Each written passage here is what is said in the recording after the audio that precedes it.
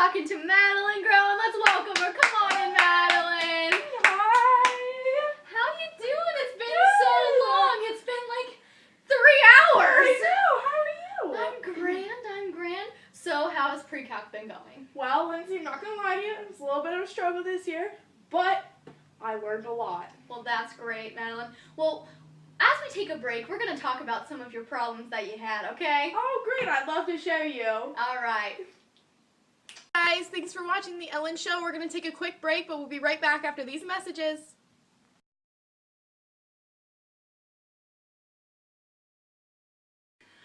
Welcome back, everybody. We're going to talk to Madeline about Chapter 1 in Pre-Calculus. All right, so how did it go with Chapter 1? Chapter 1 started off pretty good. I made a few mistakes. I think that it wasn't too much of a challenge since it was more of a recap from college algebra. But let me show you one that I messed up on. Let's look. Well, looking back at Chapter 1, this is one of the main problems that I had an issue with. It was a lot of conceptual errors. This one I had to tell whether it was even or odd. In my original problem I said it was odd, but if you worked it out, you had to put a negative x in for all the x's, and it comes out that the signs are different. They're not all the same and they're not all different, which makes it an either problem.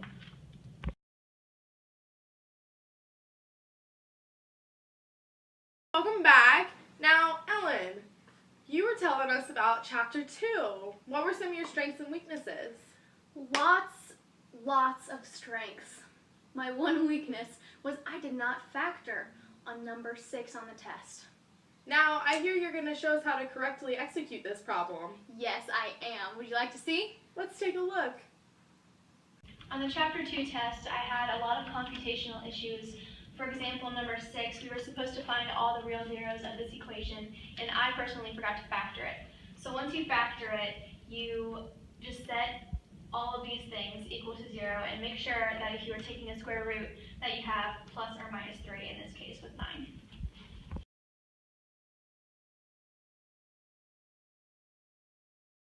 Hi guys, welcome back to the Ellen Show. Today, if you're just tuning in, we are talking to Madeline Grown about Precalc. Hi guys, thanks for having me. Of course, who else would I have here?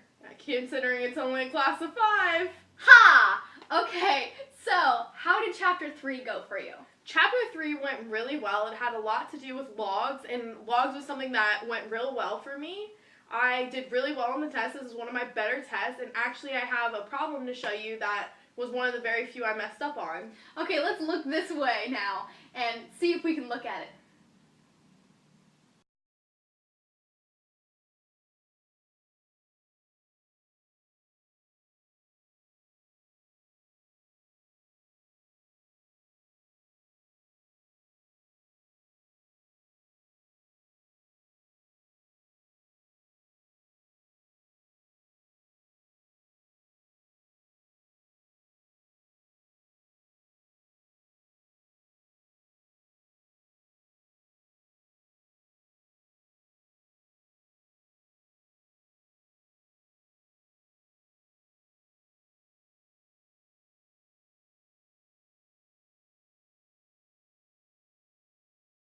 Hi guys, thanks for watching, and for those who are just tuning in, we are on to Chapter 4 now. And Lindsay, tell us about Chapter 4.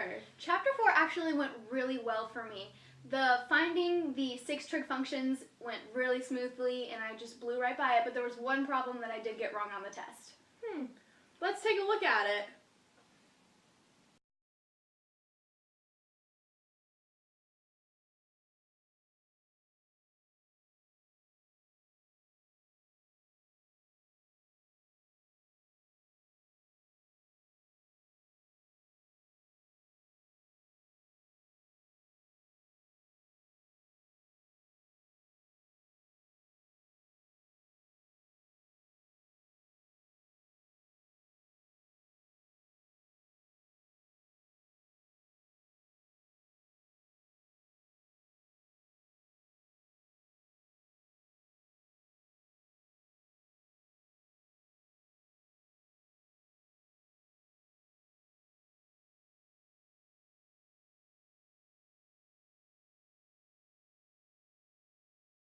Welcome back, guys. If you're just tuning in, we are with Madeline Groen talking about Precalc. So, Madeline, how did Chapter 5 go for you? Chapter 5 was one of the more challenging ones. It was the first chapter that we really got into some pre-calc stuff instead of more of an algebra base. I never worked with anything like this before. It took me a really long time to understand the concepts that you can intertwine certain theorems like the Pythagorean identities. Those were really hard for me to understand. So I actually brought an equation to show you that I had missed on my test, and I want to show you what I did to correct it. All right, let's take a look. Okay guys, so for chapter 5, I had a lot of conceptual errors, mainly working with tangent, cotangent, and secant, and how everything goes and works together, and how you can intertwine one another and use different identities. So for this one, we're asked to verify the identity, so we're going to leave the secant of x alone, and we're going to work with the left-hand side only. So what we can use is a Pythagorean identity, knowing that tangent squared of x plus 1 can be turned into secant squared of x. So you have cosine of x times times secant squared of x. And so from here, what we can do is we can put them over a fraction, so we can cancel things out and we can make it equal secant of x. So you're going to go ahead and put your cosine of x over 1 times your 1 over cosine squared of x over 1. And we know it's squared because your secant is squared up top. So when you do that, you can cross your 2 cosines out, which leaves you 1 over cosine, which is also equal to secant.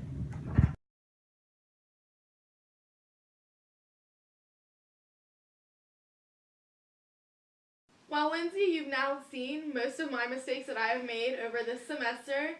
Is there any other that you have made? Yes, actually, in Chapter 6, it went more smoothly with me than all the other sections because I like more pre-calc-based things than algebra-based things. So I blew by this very quickly, but one of the things that I did do wrong on the test was completing the entire triangle. I didn't know which to use, like the cosine, and when to use sine. So that was pretty challenging. That's strange because I find the algebraic forms more easy to understand than the pre-calc forms. Everyone's different. Let's look at an example you brought.